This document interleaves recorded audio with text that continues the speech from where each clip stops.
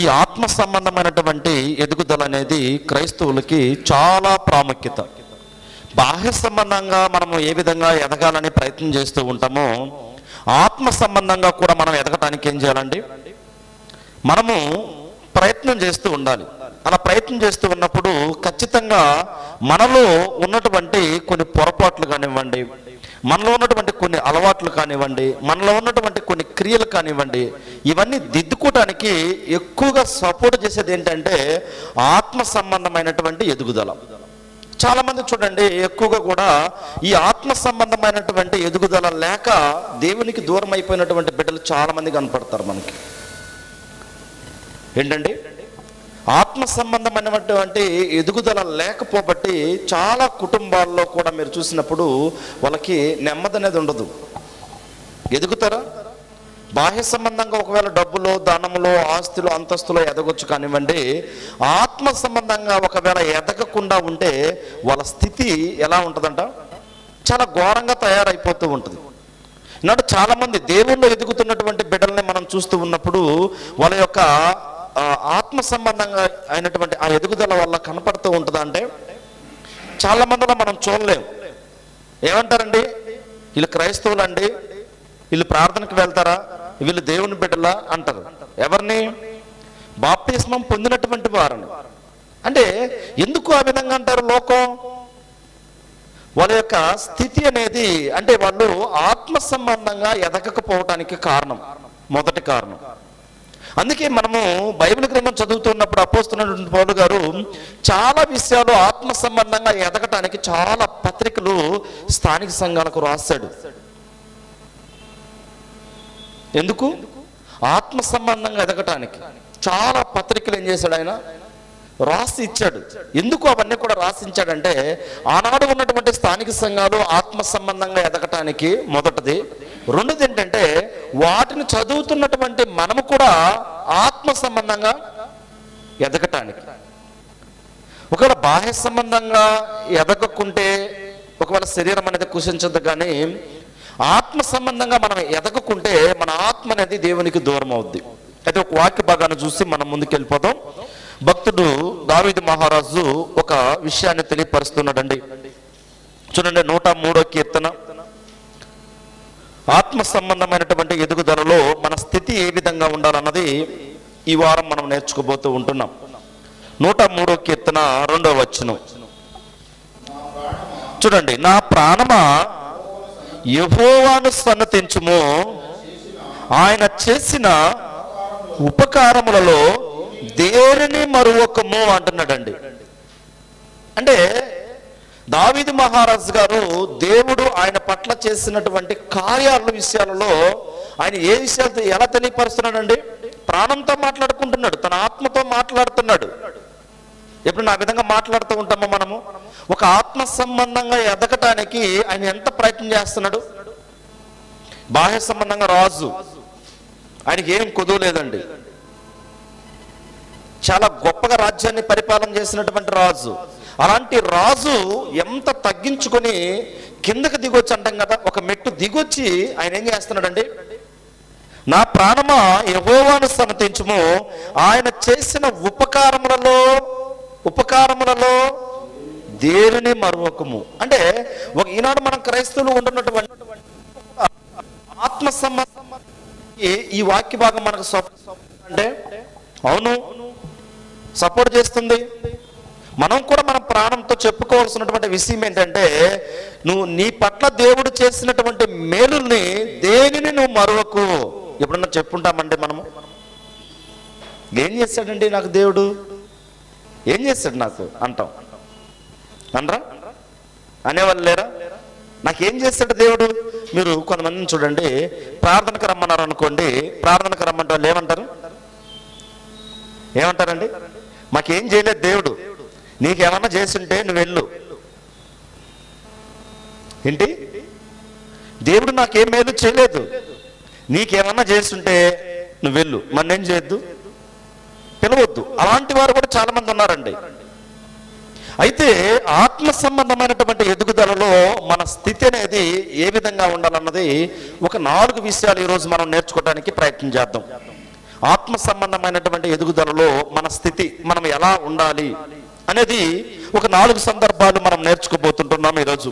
అయితే మొదటి సందర్భం ఏంటంటే మనము ముఖ్యంగా ప్రార్థనా జీవితం కలిగి ఉండాలండి. ఆత్మ సంబంధమైనటువంటి జీవితంలో ఒక క్రైస్తవులు ఎదగాలంటే ఏం చేయాలి? ప్రార్థనా జీవితం అనేది చాలా చాలా ప్రాముఖ్యత.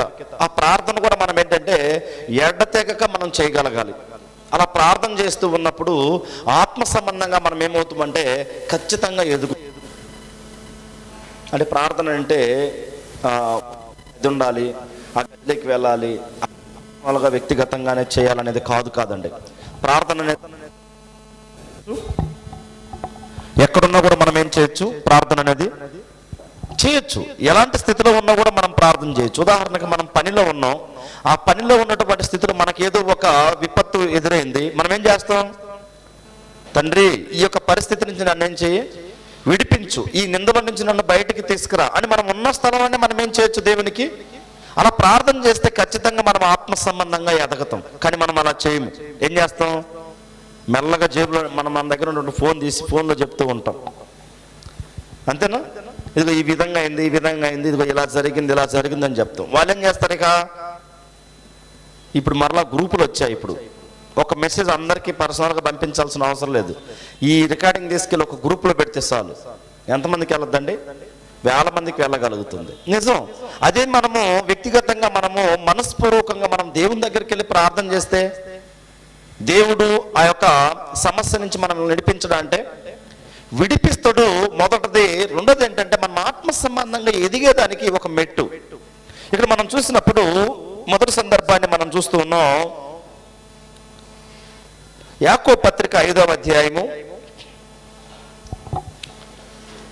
యాకోబు పత్రిక 5వ అధ్యాయము 13వ వచనం నుంచి మనం చూసినప్పుడు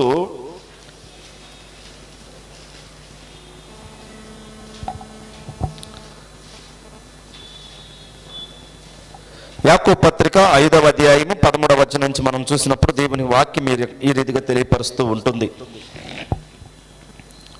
అతడు ప్రార్థన చేయవలెను, ఎవరికైనాను సంతోషము కలిగిన అతడు కీర్తనలు పాడవలెను. మీలో ఎవరైనాను రోగి అయి ఉన్నాడా? అతడు సంఘపు పెద్దలను పిలిపింపవలెను. వారు ప్రభువు నామమున అతనికి నూనె రాసి అతని కొరకు ప్రార్థన చేయవలెను. ఇప్పుడు బాగా గమనించండి, ఇక్కడ దేవుని వాక్యం ఏం తెలియపరుస్తుందండి?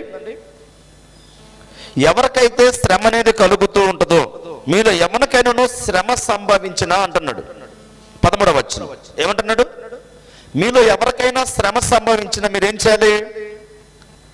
మొట్టమొదటికి ఎవరైతే సువార్థికులుగా ఉంటున్నారో, ఎవరైతే ప్రార్థన పరులు ఉంటున్నారో వాళ్ళకి మనమేం చేయాలి? మన విన్నపాలు వాళ్ళకి తెలియపరిచి వారి ద్వారాగా మనము ప్రార్థన చేయించుకోవడానికి ప్రయత్నం చేయాలి. అలా ప్రార్థన చేసినప్పుడు ఏమవుద్దండి? మన ఆత్మ సంబంధమైనటువంటి స్థితి అనేది ఖచ్చితంగా ఎదుగుతూ ఉంటుంది. మన ఆత్మ సంబంధమైనటువంటి స్థితి ఎప్పుడు ఎదగదంటే ఆ ప్రార్థన అనేది మనము చేయకపోవడం వల్ల. ప్రార్థన అనేది చాలా ప్రాముఖ్యమైనది. మనుషులకి దేవునికి ఉన్నటువంటి ఆ సంబంధం ఏంటంటే ప్రార్థన. దేవునితో ప్రతి దినము కూడా అత్తుకుని ఉండడం దేని ద్వారా కంటే ఒక ప్రార్థన ద్వారా మాత్రమే సాధ్యమవుతుంది. ఉదయాన్నే లేస్తాం. ఉదయాన్నే లేస్తున్నాం, ఏం చేస్తాం? ఉదయాన్నే లేస్తుంటే మొబైల్ తీసుకుంటాం. నైట్ దాదాపు పండుకున్నప్పటి నుంచి ఇప్పుడు దాకా ఎన్ని అప్డేట్స్ వచ్చాయి ఏంటి? నిజం. ఈ విధంగా ఉండబట్టి నాడు సమాజం అనేది పూర్తిగా చెడిపోయింది. అంతేనా? దాదాపు పండుకున్నప్పటి నుంచి మేము లేచిన దగ్గర అసలు ఏమేమి విషయాలు ఉన్నాయి, ఏమేమి విషయాలు మెసేజ్లు వచ్చాయి, ఎలాంటి స్థితిలో ఉన్నాయి, ఇవన్నీ కూడా ఏం చేస్తుంటాం? ఇవన్నీ కూడా ఎతుకుతూ ఉంటాం. కానీ ఉదయం లేచినప్పటి నుంచి మనము ప్రార్థనతో మన జీవితాన్ని ప్రారంభిస్తే మన ఆత్మీయ స్థితి ఎలా ఉంటుందండి? ప్రార్థనతో మన జీవితాన్ని ప్రారంభించినప్పుడు మన ఆత్మీయ స్థితి ఎలా ఉంటుంది? చాలా చక్కగా ఉంటది. అందుకే ఇక్కడ భక్తుడు అంటున్నాడు, యాకోబు పత్రిక 5వ అధ్యాయం 15వ వచనంలో, విశ్వాస సహితమైన ప్రార్థన ఆ రోగిని స్వస్థపరచును, ప్రభువు అతన్ని లేపును, అతడు పాపములు చేసిన వాడైతే పాప క్షమాపణ నందును. ఈ యొక్క ప్రార్థన అనేది మొట్టమొదటిగా ఏం చేస్తుందండి? నేను ప్రారంభంలోనే చెప్పాను మీకు, పని దగ్గర కావచ్చు, మనం ఉద్యోగం చేసే దగ్గర కావచ్చు, బయట ఎక్కడైనా కావచ్చు, మనం లోకంలోకి వెళ్ళినప్పుడు మనకి ఏదైనా ఒక నింద, ఒక పాపం అనేది మనకు అడ్డొచ్చినప్పుడు, ఒక అవమానం అనేది మనకు అడ్డొచ్చినప్పుడు దాన్ని ఎలా తొలగించుకోగలం? ఒక్క ప్రార్థన మాత్రమే, విశ్వాస సహితమైనటువంటి ప్రార్థన ఏమవుతూ ఉంటుందంటే రోగిని స్వస్థపరుస్తుంది, మొదటిది. రెండోది ఏంటంటే పాపాన్ని కడుగలుగుతుంది. ఏం చేస్తుందండి? ఒక రోగిని స్వస్థపరచగలుగుతుంది. రెండోది ఏంటి? పాపానికి దూరం చేయగలుగుతుంది. ఈనాడు మనం చూసినప్పుడు చాలా మంది ఎక్కువైనటువంటి వారు చేసే పనులను బట్టి పని దగ్గర చాలా తొందరలు ఉంటాయి, ఉండవా? ఇబ్బందులు ఉంటాయి, సమస్యలు వస్తూ ఉంటాయి. వాటన్నిటి నుంచి విడిపించడానికి మనకి ఏం అవసరమై ఉన్నది? నిన్ననే ఒక అబ్బాయి తెలియపరుస్తూ ఉన్నాడు, ఇక్కడ ఉద్యోగం చేస్తున్నాం కానీ బ్రదర్ ఎప్పుడు మమ్మల్ని వద్దంటారో కూడా మాకు తెలియదు. ఏటట ఎప్పుడు ఫోన్ చేసి మీరు ఆగిపోండి ఈ ఉద్యోగానికని తెలియపరుస్తా కూడా తెలియదు, మేము ఎప్పుడు కూడా జాగ్రత్తగా ఉండాలి అంటున్నాడు. నిజం, కానీ అలా ఎప్పుడు వద్దంటారో తెలియదు. కానీ నెక్స్ట్ స్టెప్ ఏంటో, ఎక్కడికి వెళ్ళాలో ప్రార్థన ద్వారా వెళ్ళగలడా? వెళ్ళగలడు. అందుకే ప్రార్థన అనేది మన ఆత్మీయ జీవితాలకు ఏమవుతూ ఉంటుందంటే మన యొక్క స్థితిని మారుస్తూ ఉంటుందండి. ఇందులో మనము ఇంకొంచెం ముందుకెళ్ళి ఆలోచించినప్పుడు దెస్సలోనికీయులకు రాసినటువంటి మొదటి పత్రిక చూడండి. దెస్సలోనికీయులకు రాసినటువంటి మొదటి పత్రిక, అపోస్తులైనటువంటి పౌలు గారు దెస్సలోనికీయులకు ఒక పత్రిక రాస్తూ ఉన్నాడండి.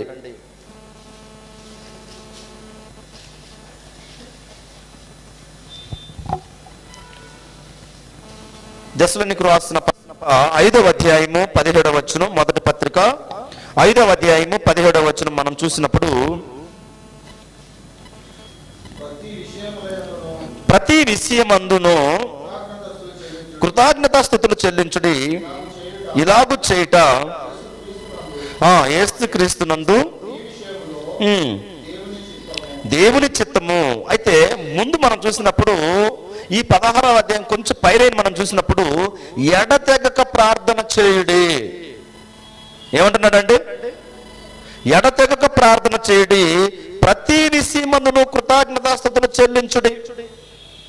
అంటే ప్రార్థనా జీవితం అనేది మన ఆత్మీయ స్థితిని వెదిగింప చేయుచున్నది. ఏం చేస్తుంది? వెదిగింప చేయుచున్నది. మీరు పాత నిబంధన చరిత్రలోకి వెళ్ళి చూసినప్పుడు ఒక హన్నా కావచ్చండి, మీకు అందరికి బాగా తెలిసినటువంటి ఒక స్త్రీ హన్నా. ఆమె చేసినటువంటి ప్రార్థన దేవునికి వినపడిందా? వినపడలేదు. వినపడబట్టి ఆమె మీద ఉన్నటువంటి నింద, అంటే గొడ్రాలు అనే నిందని దేవుడు తొలగించగలిగాడు. కేవలం ఒక ప్రార్థన మాత్రమే. అంటే ఒక ప్రార్థన ఆమె మీద ఉన్నటువంటి గొడ్రాలు అనే నిందను తొలగించగలిగిందా అంటే తొలగించగలగలేదా? తొలగించగలిగింది. ఆమె మీద ఉన్నటువంటి నింద తీసివేసుకోగలిగిందంటే ఒక్క ప్రార్థన ద్వారాగానే. ఈనాడు మనము ఎంత ప్రార్థన చేసి ఆత్మీయ స్థితిలో ఎదుగుతూ ఉన్నాం? మనం ఎంత దేవునికి ప్రార్థన చేయగలుగుతున్నాం? ఎంత మనము కేటాయించగలుగుతున్నాం? సమయం మనము ఎంత ఇవ్వగలుగుతున్నాం? ఎంత ఇస్తున్నామండి ప్రార్థన కంటూ? చూసారా, ఆమె ఏడుస్తూ ఉండేదండి. ఏం చేస్తూ ఉండేది? ఏడుస్తూ. అసలు అందరూ అనేవాళ్ళు, ఏంటి అసలు ఈమెకి బిడ్డలు లేరు, ఏంటి బిడ్డలు లేరు అంటే అని ఆ నింద అనేది చాలా ఘోరంగా ఉంటుందండి. బిడ్డలు లేనటువంటి నింద ఏంటంటే, అటు ఒక వివాహమైనటువంటి పురుషుడు కావచ్చు, వివాహమైనటువంటి వాళ్ళ ఇరువురికి బిడ్డలు లేనప్పుడు ఆ దారి మార్గాన్ని వెళ్ళేటప్పుడు కూడా వాళ్ళ వైపు ఒక విధంగా చూస్తూ చూడరా. చూస్తూ ఏం చేస్తారు? వాళ్ళ వైపు చూస్తూ ఇదిగో పలానా వాళ్ళు ఈ విధంగా బిడ్డలు లేరు అని నిందిస్తూ ఉంటారు. ఆ నింద అనేది ఓర్వదగనది. కానీ దేవుడు ఆమె యొక్క ప్రార్థన విని తొలగించగలిగాడా అంటే తొలగించగలిగాడా? తొలగించగలిగాడు. అంటే ప్రార్థన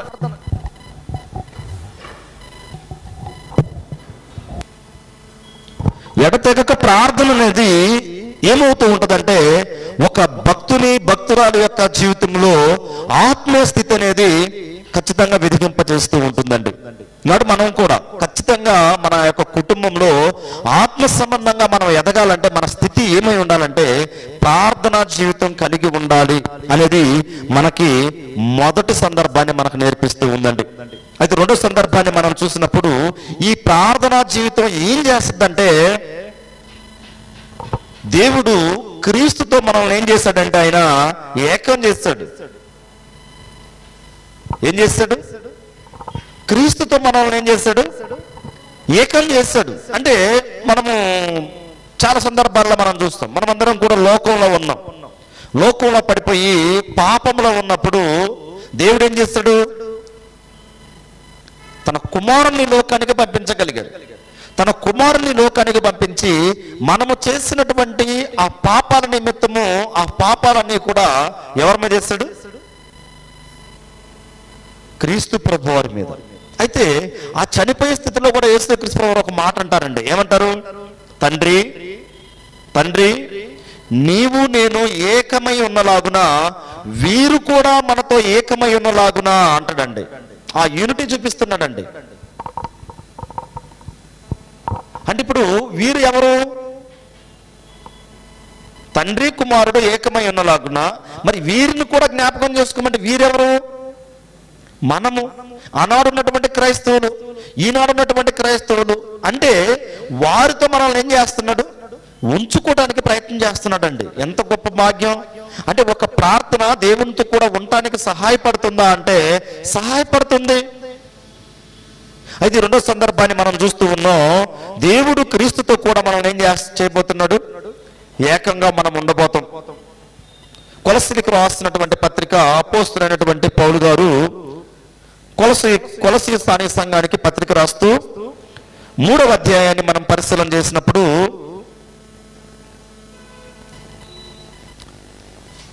3వ అధ్యాయము ఈ కొలస్సీ పత్రిక అంటేనే మనకి ఏం అర్థం కావాలంటే ఇది అపోస్తలుడైనటువంటి పౌలు గారు ఈ కొలస్సీ పత్రిక ఎక్కడి నుంచి రాస్తున్నాడండి?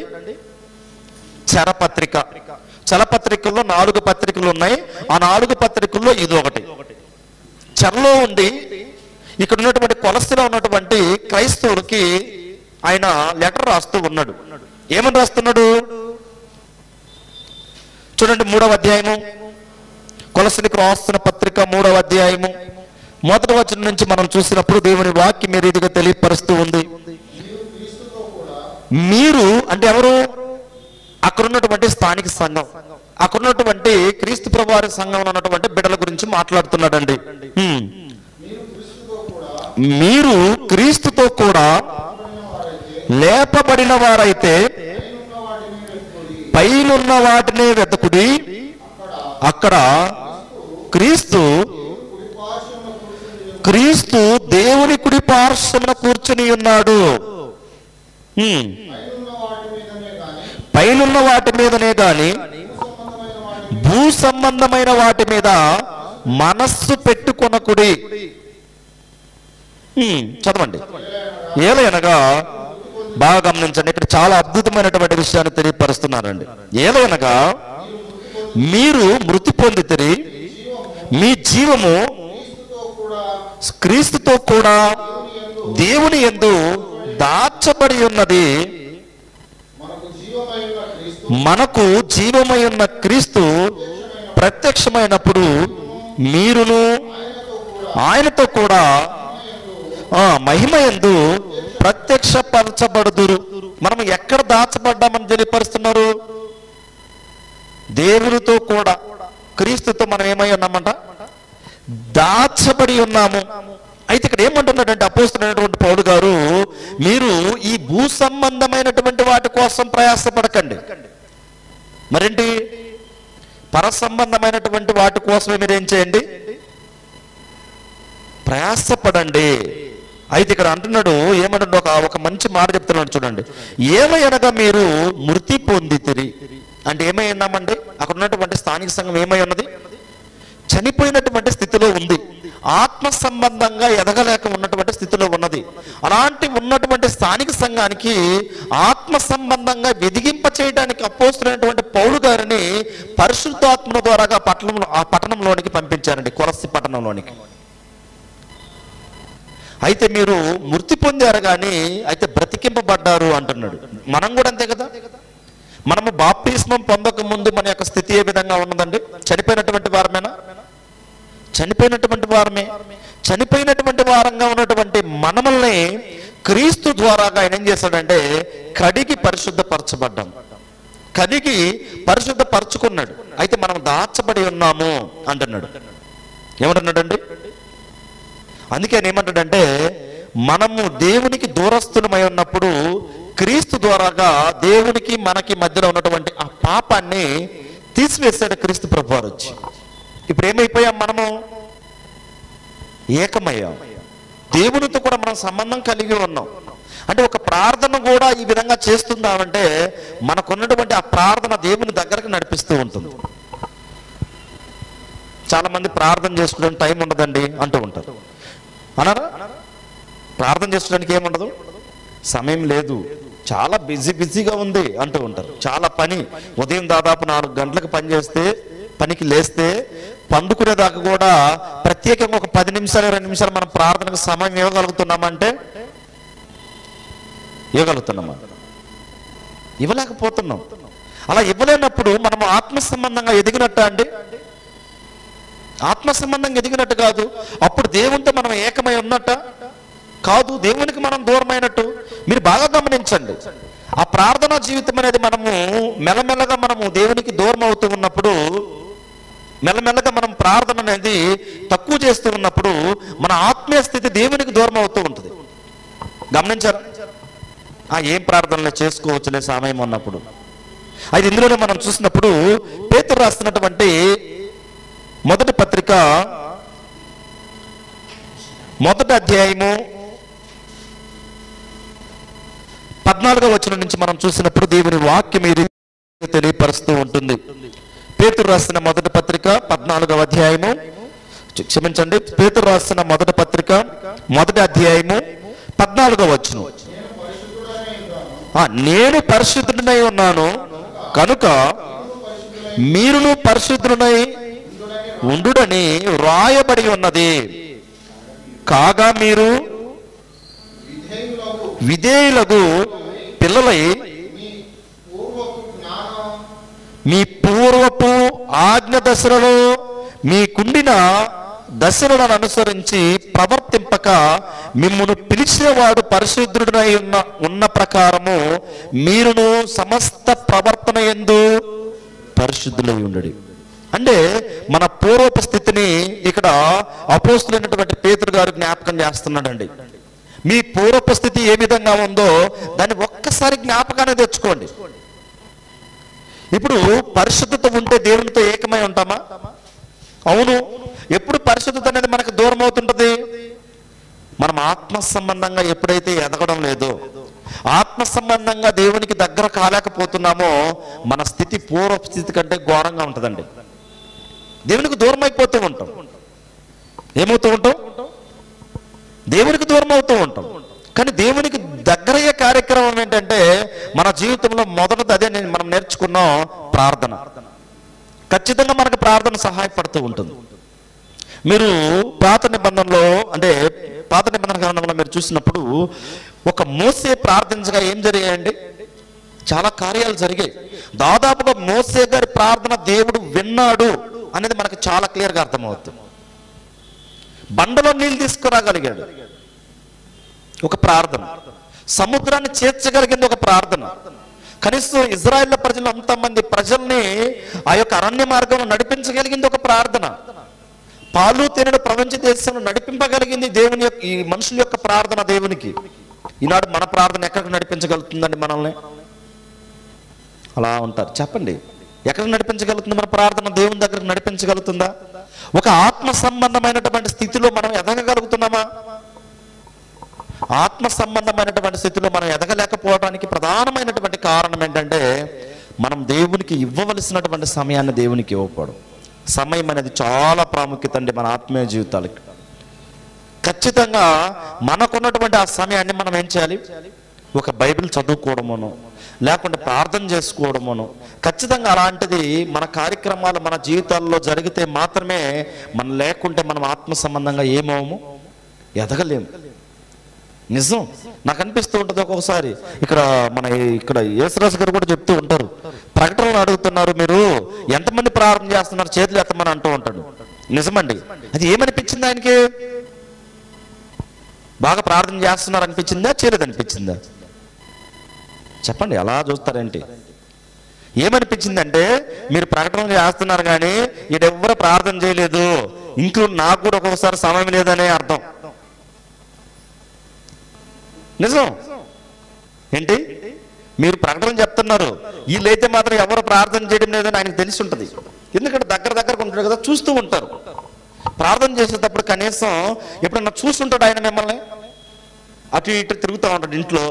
ఏం చేస్తున్నారంటే, మొన్న ఒక ఇంటి దగ్గరికి వెళ్ళాం, ఏదో ఒక కొంచెం పని ఉందని ఆ సిస్టర్ గారిని పిలిస్తే 10 గంటలకి ప్రార్థనలో ఉంది సిస్టర్ గారు అని చెప్పారు. మిషన్కి బెల్ట్ ఏదో తీసుకురావడానికి వెళ్తే వాళ్ళ ఇంటికి, అమ్మ కొంచెం సిస్టర్ గారిని పిలవండి, మిషన్ కొంచెం బెల్ట్ కావాలి అని చెప్తే, సిస్టర్ గారు ప్రార్థనలో ఉన్నారండి అంటున్నారు. నిజం, ఎంత అదృష్టం అండి. అలా ఆయన వచ్చేటప్పుడు పోయేటప్పుడు కావచ్చు, ఆ దారి మార్గంలో ఇంటి దగ్గర కావచ్చు, ఎక్కడ కూడా ఈ ప్రార్థన ఎప్పుడు చేసి ఉండరు మేబీ, నాకు తెలిసి. అందుకే ఆయన అంటాడు, ప్రార్థన మీరు చేసే ప్రకటన గురించి ఎవరైనా ప్రార్థన చేస్తున్నారు అడగండి అంటాడు. నిజమండి. మనం చేసే ఈ ప్రకటనలు మనం అనుకుంటాం కానివ్వండి, దేవునికి ఖచ్చితంగా వినపడతాయి. అందుకే మనం ఆత్మ సంబంధంగా ఎదగలుగుతున్నాం. సంఘం అంతా ఏమవుతుందంటే, ఒకరు కాకుండా ఒకరైనా మనము ఈ విన్నపాలకి ప్రార్థన చేయగలుగుతున్నాం. అలా చేయబట్టే మన ఆత్మీయ స్థితి ఏముందండి ఈరోజు? ఆశీర్వదింపబడినటువంటి వారిగా ఉన్నాం, ఎదుగుతూ ఉన్నాం. అయితే ఇక మీదట మనం ఏం చేయాలంటే, ఖచ్చితంగా మనం అందరం కూడా ఒకరము ప్రార్థన చేసుకోవడానికి ముందుకు వెళ్ళాలి. మన పూర్వపు స్థితిని మనం ఏం చేయాలండి? పూర్వపు స్థితిని విడిచిపెట్టగలగాలి. ఆ పూర్వపు స్థితిని మరలా తెచ్చుకోకూడదు. అందుకే ఆయన అంటున్నాడు, నేను పరిశుద్ధుడినై ఉన్నలాగున మీరు కూడా ఎలా ఉండండి? పరిశుద్ధులై ఉండండి. అయితే 3వ వచనాన్ని మనం చూసినప్పుడు, ఇందులో ఆత్మ సంబంధంగా మనము ఎదగాలంటే మన స్థితి ఏమై ఉండాలంటే, క్రీస్తుకు కలిగినటువంటి ఆ మనస్సు మనం తెచ్చుకోవాలండి. 3వది, క్రీస్తుకి ఎలాంటి మనస్సు కలిగి ఉందండి? క్రీస్తుకి ఎలాంటి మనస్సు కలిగి ఉన్నాడు ఆయన? మీరు చూడండి ఒకసారి, ఫిలిప్పీయులకు రాసిన పత్రిక 2వ అధ్యాయము, ఫిలిప్పీయులకు రాసిన పత్రిక 2వ అధ్యాయము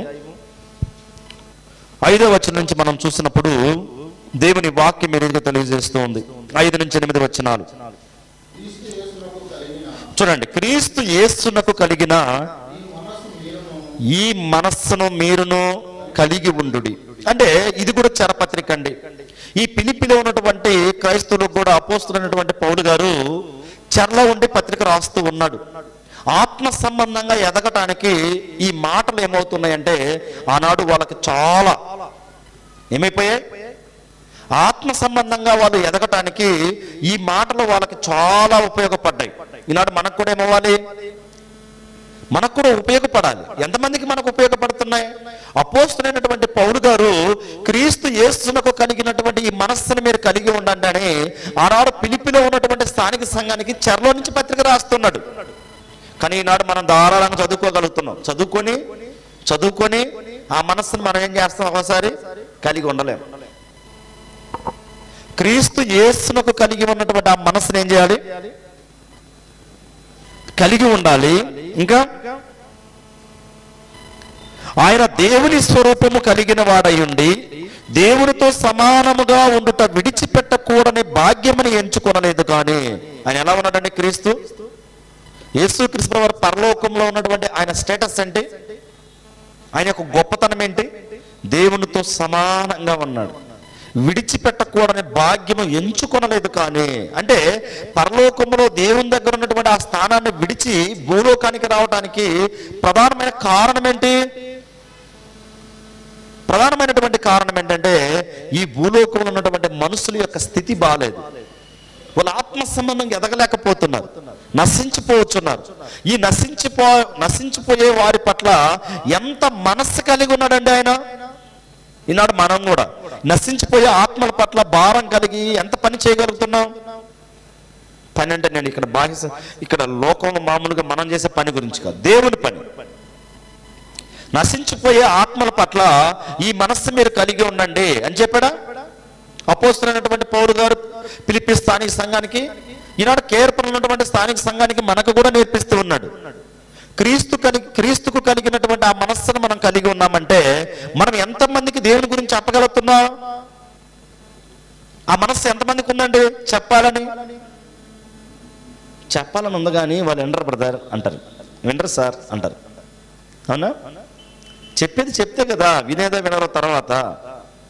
అందుకే ఇక్కడ అంటున్నాడు ఆయన యొక్క స్టేటస్ ఏంటంటే ఆయన దేవుని స్వరూపము కలిగిన వాడై ఉండి దేవునితో సమానముగా ఉండుట విడిచిపెట్టకూడని భాగ్యము ఎంచుకొనలేదు. కానీ 7వ వచనం, మనుషుల పోలికగా పుట్టి దాసుని స్వరూపమును ధరించుకొని తన్ను తానే రిక్తునిగా చేసుకొనెను. అంటే దేవుడిగా ఉండి దేవునితో ఉండి సమానంగా ఉండి కానీ భూలోకానికి వచ్చి మనస్సుని పోలిక ధరించుకున్నాడంటే ఎంత దిగొచ్చాడంటే దేవుడి కిందకి. క్రీస్తు ప్రభువారు ఎంత దిగి వచ్చాడు మన కోసం. మనం అంటాం, ఎవరినైనా చూసామనుకోండి, నేను తగ్గను. ఏమంటాం? నేను తగ్గను. నేనేంటి వాళ్ళకి తగ్గేది? నేనేంటి వాళ్ళ దగ్గరికి వెళ్ళి నేను మాట్లాడదేంటి? వాళ్ళింటికి అంటే నేనేం లేదు. అదే కదా ఇప్పుడు. నేనేం తక్కువ తిన్నానా? నేనేం తక్కువ సంపాదించుకున్నానా? నేను నా బిడ్డలు ఏమన్నా వాళ్ళ ఇంటికి వెళ్తున్నారా? మేమేమన్నా అడిగామో వాళ్ళని అన్నం పెట్టమని? మేమెందుకు తగ్గాలి? నిజమండి. కనీసం ఒక అడుగు తగ్గి ముందుకెళ్ళడానికి ప్రయత్నం చేస్తామా? ఎట్టు పరిస్థితులు చేసేదానికి ఇష్టపడం. కానీ క్రీస్తు ప్రభువారు ఏం చేస్తాడు? పరలోకంలో దేవుడిగా ఉండి దేవుని కుడిపార్శ్వన సమానముగా ఉండి ఆ యొక్క భాగ్యాన్ని ఏం చేశాడు? విడిచిపెట్టి భూలోకానికి వచ్చాడు. ఎంత తగ్గించుకున్నాడు? అసలు ఆనాడున్నటువంటి ప్రజలు ఈనాడున్నటువంటి ప్రజలు కూడా ఎంతండి క్రీస్తు ప్రభువారు తగ్గించుకుని భూమి మీదకి రావడానికి. పనికి మాలినటువంటి జనాల కోసం ఆయన ఏం చేశాడు? దిగొచ్చాడు. దిగొచ్చి ఆయన చేసిన త్యాగం ఏంటి? ఆయన ఎలాంటి త్యాగం చేశాడు? ఆయన చేసిన త్యాగం ఏంటంటే ప్రాణం పెట్టాడండి. ఎంత తగ్గించుకున్నాడు? మనమందరం నశించిపోకూడదు. వీరందరూ కూడా ఆత్మ సంబంధంగా ఎదగాలి. వీళ్ళందరూ తిరగనే దేవుని ఎదుట పరిశుద్ధులుగాను నిర్దోషులుగాను మనలందరిని ఎలా నిలబెట్టాలనుకున్నాడు? ఆనాడు ఉన్నటువంటి ప్రజలను నిలబెట్టాలనుకున్నాడు. ఈనాడు ఉన్నటువంటి ప్రజలను కూడా పరిశుద్ధులుగాను నిర్దోషులుగాను దేవుని ఎదుట మనం నిలవబెట్టడానికి ఆయన ప్రాణమే పెట్టాడండి. ఏం చేశాడు? ప్రాణం పెట్టాడు. అందుకే ఇక్కడ మనకి కొరింథీ రాసినటువంటి 2వ పత్రిక, కొరింథీ రాసినటువంటి 2వ పత్రికలో మనం చూసినప్పుడు 3వ అధ్యాయం 18వ వచనం మనం చూసినప్పుడు, కొరింథీ రాసిన 2వ పత్రిక 3వ అధ్యాయం 18వ వచనం, మనమందరమును ముసుకు లేని ముఖముతో ప్రభు యొక్క మహిమను అద్దము వలె ప్రతిఫలింపజేయచ్చు మహిమ నుండి అధిక మహిమను పొందుచు ప్రభువు ఆత్మ చేత ఆ పోలికగానే మార్చబడుచున్నాము. ఒక ముసుగు అనేది ఉన్నదండి మనుషులకి. ఏమున్నది? దేవునికి మనుషులకి మధ్య ఏమున్నది? ఒక ముసుగు. ఏంటి ఆ ముసుగు అంటే? పాపం. ఆ పాపం అనే ముసుగుని క్రీస్తు ప్రభువారు ఏం చేశాడండి? తొలగించాడు. తొలగిస్తే మనం ఎంత ఎదగాలండి? ఆత్మ సంబంధంగా మనం ఎంత ఎదగాలి చూడండి. ఇక్కడ మనం చూసినప్పుడు కొరింథీ రాసినటువంటి 2వ పత్రిక ఇందులోనే 5వ అధ్యాయం 17వ వచనాన్ని మనం చూసినప్పుడు దేవుని వాక్యం ఏ రీతిగా తెలియపరుస్తుంది. మనకున్నటువంటి ఆ ముసుగుని ఎలా తీసేశాడు ఇక్కడ చెప్తూ ఉన్నాడు. కాగా ఎవడైనను క్రీస్తునందున్న ఎడల వాడు నూతన సృష్టి, పాతలు గతించును, ఇదిగో క్రొత్తవాయెను. సమస్తమును దేవుని వలనైనవి. ఆయన మనలను క్రీస్తు ద్వారా తనతో సమాధాన పరుచుకొని ఆ సమాధాన పరుచు పరిచర్యను మాకు అనుగ్రహించెను.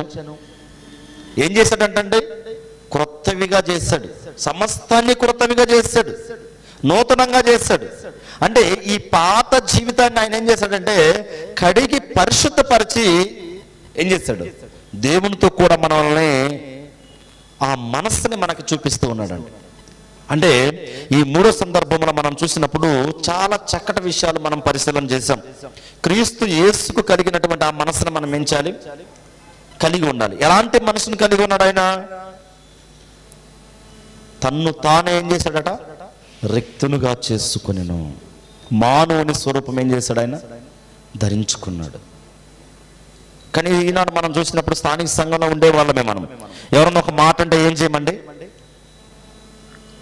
క్రీస్తుకు కలిగినటువంటి ఆ మనస్సుని మీరు కలిగి ఉండండి అంటే క్రీస్తు ప్రభువారిని ఏం చేశారు, ఉమ్ము వేశారు, కొరడాలతో కొట్టారు, గుద్దారు, హేళన చేశారు, ఆయనకున్నటువంటి ఆ బట్టలన్నీ పెరికేశారు.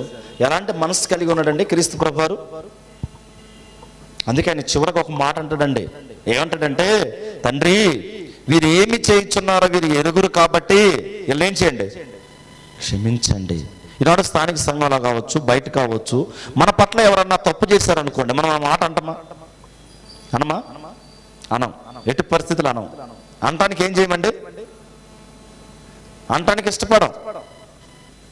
అంటే మన పట్ల ఒకవేళ ఎవరైనా మాటలన్నా కూడా మనము దాన్ని ఏం చేయాలంటే దిద్దుకోవటానికి మనం ముందుకెళ్ళాలి. అప్పుడే మన ఆత్మస్థితి బాగుంటుంది. మరి యేసుక్రీస్తు ప్రభువు అలా చేశాడు కదా. యేసుక్రీస్తు ప్రభువు ఏం చేశారండి, ఆయన పట్ల అపరాధములు చేసినటువంటి వాళ్ళందరినీ కూడా క్షమించడానికి ఒక అడుగు ముందుకేశాడు. అయితే ఇక్కడ మనం చూసినప్పుడు ఎఫెసీయులకు రాసిన పత్రిక 4వ అధ్యాయము 15వ వచనాన్ని చూసినప్పుడు 4వ అధ్యాయం 15వ వచనం, మూడో సందర్భాన్ని మనం నేర్చుకుంటూ వస్తున్నాం. క్రీస్తుకు కలిగినటువంటి ఆ మనస్సును మనము కలిగి ఉండటానికి ప్రయత్నం చేయాలి. అపోస్తలుడైనటువంటి పౌలు గారు ఇక్కడ ఎఫెసీ పట్టణంలో ఉన్నటువంటి స్థానిక సంఘంలో ఒక మాట చెప్తున్నాడండి. మరలా ఇందులోనే ఎఫెసీయులకు రాస్తున్న పత్రిక 4వ అధ్యాయం 15వ వచనం, ప్రేమ కలిగి సత్యము చెప్పుచు క్రీస్తు వలె ఉండుటకు మనం అన్ని విషయంలో ఎదుగుదుము. ఎఫెసీయులకు రాస్తున్న పత్రిక 4వ అధ్యాయం 15వ వచనం ఏం చేయాలట, ప్రేమ కలిగి సత్యము చెప్పుచు క్రీస్తు వలె నుండుటకు మనం అన్ని విషయములలో ఏం చేయాలట, ఎదగాలి. ఎన్ని విషయాలండి? 1, 2, 3? చాలా విషయాలు. ఉదాహరణకి ఒక భార్యాభర్తల విషయంలో కూడా వీరుల పట్ల ఒకరి పట్ల ఒకరు ఎలా ఉండాలండి, ప్రేమ కలిగి ఉండటానికి ప్రయత్నం చేయాలి. భర్త ఒక మాట అన్నాడు అనుకోండి, భార్య ఏం చేయాలి, సహించగలగాలి. ఒక భార్య అంటూ ఉంటుంది, కొంతమంది చెప్తూ ఉంటారు, మేము సహించలేమండి, సహించే గుణం మేము లేదు, మేము సర్దేసుకుని వెళ్ళిపోతామంటారు. ఒకవేళ యేసుక్రీస్తు వారు అంత శ్రమపడి సర్దుకోలేకపోతే ఆయన మనమందరం ఏమైపోయేవాళ్ళం? ఈనాడు అంతే కదా, ఒక మాట అంటే చాలడం. ఇష్టమా లేదా నీకు? ఇష్టముంటే చెప్పు, ఉంటాం. లేకుంటే ఈనాడు మీరు చూడండి, క్రైస్తవ కుటుంబాల్లోనే ఎక్కువ డైవర్స్కి అప్లై చేస్తున్నారు, విడాకులు అంటారు కదా. ఎవరి కుటుంబాల్లో? కోర్టుకి వెళ్ళి మీరు చూడండి, మీరు ఎప్పుడు వెళ్ళారంటారు, అది అడగండి మీరు. అయితే మీరు అడగండి, మీరు గూగుల్ కూడా కొట్టి చూడండి. ఈ విడాకులు తీసుకునే వాళ్ళ స్థితిలో ఎక్కువగా ఎవరున్నారని అంటే క్రైస్తవులు ఉన్నారు. క్రీస్తుకు కలిగినటువంటి ఆ మనస్సును మీరు కలిగి ఉండని ఇక్కడ తెలియపరుస్తూ ఉంటే, క్రీస్తు విడిపోవడానికి మనం ఇష్టపడ్డాడండి? ఇష్టపడ్డాడు. దూరంగా ఉండడానికి ఇష్టపడ్డాడు మన నుంచి? ఏ రోజు కూడా ఆయన దూరంగా ఉండడానికి ఇష్టపడలా. అందుకే అంటున్నాడు, ప్రేమ కలిగి సత్యము చెప్పుచు క్రీస్తు వలె ఉండుటకు మనం అన్ని విషయంలో ఎదుగుదుము. ఒక భార్య ఉందనుకోండి, భర్త విషయంలో సహించగలగాలి. ఈరోజు సహించే స్త్రీలు ఎంతమంది ఉన్నారండి భర్త పట్ల అంటే, నువ్వు నోరు నువ్వు, నీకు తెలియదు, నువ్వు సైలెంట్గా ఉండి అంటారు. నేను చాలా మందిని అన్నాను నా ముందరే. కనీసం ప్రార్థనకు వచ్చి ఈ దైవజులని ఉన్నారు, వీళ్ళ మధ్య నేను ఆగదని అనుకోరు. ఏమంటారు? నువ్వు అసలు నోరు ఎత్తద్దు నువ్వు అంటారు. నువ్వు మాట్లాడద్దు. ఇంకా కొంతమంది అంటారు నీకు మాట్లాడలేదు, నువ్వు సైలెంట్గా ఉండి అంటారు. ఎవరినండి? ఎవరిని? భర్తని. అంటే భర్తని భార్య అంటుంది. నిజమా అబద్ధమా? మీకు ఎవరు అలాంటి వాళ్ళు కనపలేదా? నిజం. అయితే ఒక భర్త కూడా అలాగే ఉంది. భర్త యొక్క ప్రవర్తన కూడా ఎలా ఉందంటే లోకానికి విరుద్ధంగా ఉంది. భార్యని ప్రేమించలేనటువంటి స్థితిలో ఉన్నాడు భర్త. ఆయన ప్రేమించలేకపోతున్నాడు, నేను తగ్గలేకపోతున్నాను అంటది. నేను తగ్గేది ఎందుకు తగ్గాలి? ఆయన నన్ను ప్రేమిస్తే కదా నేను తగ్గేది. నిజమండి. అలా ఉండబట్టి ఈనాడు క్రైస్తవ కుటుంబాలు ఆత్మ సంబంధంగా ఎదగలేకపోతూ ఉన్నాయి. ఏమైపోబోతున్నాయి? క్రైస్తవ కుటుంబాలు ఆత్మ సంబంధంగా ఎదగలేకపోవడానికి కారణం ఏంటంటే క్రీస్తుకు కలిగినటువంటి ఆ మనస్సు లేకపోవడం. అయితే 4వ విషయాన్ని మనం చూసినప్పుడు మనము అన్ని విషయాలలో మితముగా ఉండాలి. ఒక లిమిట్ అనేది ఉందండి. క్రైస్తవులు అంటే పౌలు గారు అంటారు అన్నీ చేయొచ్చు కానీ నేనేం చేయకూడదు, చేయలేను. చేయడానికి నేను ముందర వెళ్ళలేను. ఈనాడు కూడా మనకి ఫ్రీ మేర్ అనేది ఒకటి ఉంది. తప్పు అనేది చేయొచ్చు, చేయకుండా ఉండొచ్చు. ఇప్పుడు ఈనాడు మీరు చూసినప్పుడు చాలా ప్రాంతాలలో మీరు ఈ సాకునే జీవులు చూస్తూ ఉంటారు. జంతువులు, కుక్కలు కావచ్చు, ఈ బర్డ్స్ ఉంటాయి కదా అవి కావచ్చు, ఇంకా పావురాలు కావచ్చు, ఇక చాలా చాలా ఉంటాయండి. ఆ పెంచుకునే వాటికి ఏం చేస్తారండి? ఒక కుక్క ఉంది అనుకోండి, దానికి చాలా పేర్లు ఉంటాయిలే. కుక్క అన్నా కూడా ఒప్పుకోరు వాళ్ళు. పింకీ అని ఇలాంటి చాలా పేర్లు ఉంటాయి. మేము కూడా మా బంధువుల్లో కూడా ఒకరికి ఉంది ఒక కుక్క ఉంటే మా నాన్నగారు వెళ్ళి కుక్క అన్నాడు. ఆయన అంటున్నాడు నువ్వు కుక్క అనొద్దు అని అంటున్నాడు. ఏంట్రా కుక్క అంటావు అంటున్నాడు. కుక్కను ఏమంటారండి? ఇప్పుడు కుక్కను కుక్క అనడం లేదు, వాటికంటూ కొన్ని పేర్లు పెట్టారు. దాని స్థితి ఏంటి? కుక్కను ఏమంటారు మరి? మీరు నిజంగా మీరు దారి మార్గంగా వెళ్తున్నప్పుడు ఎవరి చేతులు ఉందనుకోండి పట్టుకొని వెళ్తా ఉంటారు. కుక్కనంటే వాళ్ళు ఒప్పుకోరు. ఏం మర్యాద లేదా మీకు అంటారు. అంటే కుక్కలకి వేసినట్టు దేవుడు గొలుసులు వేసారనుకోండి మనుషులకి, మన స్థితి అంతగా వెళ్ళగలమా? అంత మాట్లాడగలమా? మాట్లాడలేము. మన ఇంటి దగ్గర సాక్కునే జీవులు ఉంటాయండి, వాటికి ఏం చేస్తాం? మనం గొలుసేసి కట్టేస్తాం. ఎందుకు? ఒక పరిధి అనేది ఉంటుంది. ఆ పరిధి లోపలికి వెళ్తే ఆ కుక్కేం చేస్తుంది? కరుస్తుంది. మనం బయట ఉంటే కరవదు. ఇప్పుడు మనిషిని కూడా ఒక పరిధిలో పెట్టలేడా దేవుడు? పెట్టలేడా? మీరు ఆదాము విషయంలో కూడా మీరు చూసినప్పుడు వాడిని ఫ్రీమేల్గా వాళ్ళని ఏం చేశారంటే వదిలేశారు. మీ ఇష్టం, యథార్థంగా ఏది కావాలన్నా తినండి, ఇది ఎక్కడన్నా తిరగండి, కానీ ఇది ఒక ఫలాన్ని మాత్రం ముట్టొద్దు అని చెప్పారు. కానీ ఇలా మనసు ఎక్కడికి వెళ్ళింది? ఏదైతే దేవుడు వద్దని చెప్పాడో దాని మీదకి వాళ్ళ మనసు వెళ్ళింది. అది ఇక్కడ మనము 4వ విషయాన్ని చూసినప్పుడు మన యొక్క స్థితి ఎలా ఉండాలంటే అన్ని విషయాలలో మితముగా లిమిట్ అనేది ఉండాలండి. ఇప్పుడు భోజనం కూడా అంతే కదా. ఫుల్గా తిన్నామనుకోండి ఏమవుద్ది? ఇప్పుడు 3 పూటలు కలిపి ఒక పూట తినేస్తారండి, ఫుల్గా తినారు, ఏమవుద్దండి? కదలలేరు, మెదలలేరు, లేనిపోయినటువంటి సమస్యలు ఎదురవుతాయి. కానీ ఒక లిమిట్గా తింటే కొంతమంది అంటారు మరి ఫుల్గా తిని దానికి వేడి నీళ్ళు కానీ కషాయాలు లాంటిది అయితే జీర్ణం అవుద్ది అంటారు. ఎందుకు అంత అవస్థ? ఎందుకు ఆ పరిస్థితి తెచ్చుకోవాలి? ఈరోజు కూడా మన ఆత్మ సంబంధంగా ఎదగలేకపోవడానికి ప్రధానమైనటువంటి కారణం ఏంటంటే మనం లిమిట్స్ అనేవి లేవు మన జీవితాల్లో. లిమిట్స్ జంప్ అవుతున్నాం ఒక్కొక్కసారి. ఒక అప్పు విషయంలో కూడా చూడండి, మనం చేయలేనటువంటి దాన్ని అప్పు చేస్తాం, చాలా బాధపడుతూ కూర్చుంటాం. అంతేనా? మన స్నేహం కూడా ఎవరితో పెట్టుకోవాలో వాళ్ళతో పెట్టుకోం, పెద్ద వారితో స్నేహం చేస్తాం. కొన్నిసార్లు ఇబ్బంది పడినప్పుడు అయ్యో నేను పొరపాటు వాళ్ళతో చేశాను. మీకు తెలుసా పెద్ద వారితో స్నేహం చేస్తే ఏమవుద్దో? ఏదైనా వాళ్ళ ఇంట్లో ఏమైనా విలువైనటువంటి వస్తువులు వెళ్ళిపోయాయి అనుకోండి, ఎవరి మీదకి వస్తారండి? ఫ్రెండ్షిప్పే. కానీ మేమున్నటువంటి ప్రాంతంలో పనికి వెళ్ళారంట. ఇంటి పనికి వెళ్తే అక్కడ ఒక డైమండ్ ఏదో చిన్నది ఒకటి పడిపోయిందట. వాళ్ళ ఇంట్లో పనిచేసే ఆవిడ మీద కంప్లైంట్ ఇచ్చారు. వాళ్ళు మంచి వాళ్ళే, ఏం చేసే కావద్దు. అంటే ఈనాడు కూడా మన స్నేహం కావచ్చు, మనం ఉండే పరిధి కావచ్చు, ఇవన్నీ కూడా ఏమంటే ఒక లిమిట్ అనేది మనకు ఉండాలండి. ఆ లిమిట్ మనము దాటేమనుకోండి చాలా ప్రమాదంలో మనం పడతాం. మరి ముఖ్యంగా ఆత్మ సంబంధంగా కూడా మనం ఏమవుతాం? ఎదగలేము. చూసినప్పుడు కొరింథీయులకు రాస్తున్నటువంటి మొదటి పత్రిక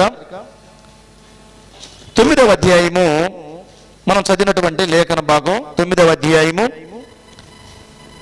24 నుంచి మనం చూసినప్పుడు 24వ వచనం నుంచి కొరింథీయులకు రాసిన మొదటి పత్రిక 9వ అధ్యాయము 24వ వచనం నుంచి మనం చూసినప్పుడు దేవుని వాక్యం మీరు ఇదిగో తెలియపరుస్తుంది. పందిపు రంగమందు పరిగెత్తు వారందరూ పరిగెత్తుదురు గాని ఒక్కడే బహుమానం పొందును, మీకు తెలియదా? అటువలే మీరు బహుమానం పొందినట్లుగా పరిగెత్తుడి. ఇప్పుడు పందెంలో ఆటల పోటీలు పెడతారండి పిల్లలకి. మేము ఓడిపోవాలని ఎవరన్నా పరిగెడతారండి? ఓడిపోవాలని పందెంలో పాల్గొంటారా? పాల్గొనరు. మరి ఏం చేస్తారు? ఖచ్చితంగా మేము గెలవాలి, ఖచ్చితంగా మేము కొంచెమన్నా ప్రయత్నం చేయాలని పోరాడుతూ ఉంటారు. అయితే 25వ వచనం, మరియు పందెమందు పోరాడు ప్రతి వాడు అన్ని విషయముల యందు మితముగా ఉండును. పందెమందు పోరాడవాడు ఎలా ఉంటాడట? అన్ని విషయములలో మితముగా ఉండును. వారు క్షేమకు కిరీటమును పొందుటకును, మనమైతే అక్షయమయ కిరీటమును పొందుటకును మితముగా ఉన్నాము. ఏంటంటే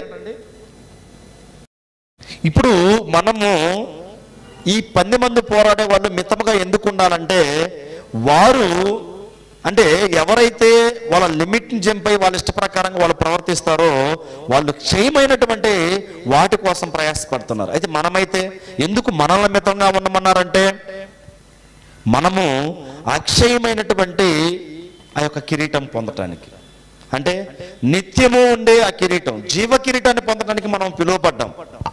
అయితే ఇక్కడ 26వ వచనం మనం చూసినప్పుడు, కాబట్టి నేను గురి చూడని వాని వలె పరిగెత్తు వాడను కాను, గాలిని కొట్టినట్టు నేను పోట్లాడటం లేదు. కానీ ఒకవేళ, చాలా ప్రాముఖ్యమైనటువంటి విషయం అండి ఇది, ఒకవేళ ఇతరులకు ప్రకటించిన తర్వాత నేనే భ్రష్టుడైపోదునేమో అని నా శరీరమును నలగొట్టి దానిని లోపరుచుకొనుచున్నాను. ఏమంటున్నాడండి అపోస్తలుడైన పౌలు గారు? ఇన్ని పత్రికలు రాసినటువంటి పౌలు గారు ఏమంటున్నాడంటే, నేను ఇతరులకు బోధించిన తర్వాత నేనేమన్నా భ్రష్టుడైపోతానేమో, నేనేమన్నా నిజమైనటువంటి ఆ కిరీటాన్ని పొందుకోలేమో, నేను ఆ నిజమైనటువంటి అక్షయమైనటువంటి కిరీటాన్ని పొందుకోలేమోనని ఆయన శరీరాన్ని ఏం చేస్తున్నాడంట? ప్రతి దినము నలగొట్టుకొనుచున్నాడంట. ఈ యొక్క ఉదయకాల సమయంలో ఆత్మ సంబంధమైనటువంటి ఎదుగుదలలో మనం 4 విషయాలు నేర్చుకున్నామండి. మొదటిదేంటి? మన యొక్క ఆత్మీయ జీవితం మొదటగా ఎలా ఉండాలంటే ప్రార్థనా జీవితం కలిగి ఉండాలి, ఎడతెగక ప్రార్థనా జీవితం కలిగి ఉండాలి. రెండోది ఏంటంటే, దేవుడు మనల్ని క్రీస్తుతో కూడా ఏం చేశాడండి? ఏకం చేసి ఉన్నాడు. మూడోది ఏంటంటే, క్రీస్తుకు కలిగినటువంటి ఆ మనస్సును మనం ఏం చేయాలి? కలిగి ఉండాలి. నాలుగోది ఏంటంటే, మన యొక్క స్థితి మితముగా ఉండాలి. ఇన్ని విషయాల్లో మనము జాగ్రత్తగా ఉంటే ఆత్మ సంబంధంగా ఏమవుతాం? ఎదగతాం. అలా ఎదుగుతూ మనం అందరం కూడా ముందుకెళ్ళాలని మిమ్మల్ని అందరిని కూడా ప్రేమతో కోరుకుంటూ నా మాటలు ముగిస్తున్నాను. ఓపిక అయినటువంటి మీకు అందరికీ ప్రత్యేకమైన వందనాలు తెలియజేసుకుంటూ ఈ సమయాన్ని అధ్యక్షుల వారికి అప్పగిస్తుంటాం.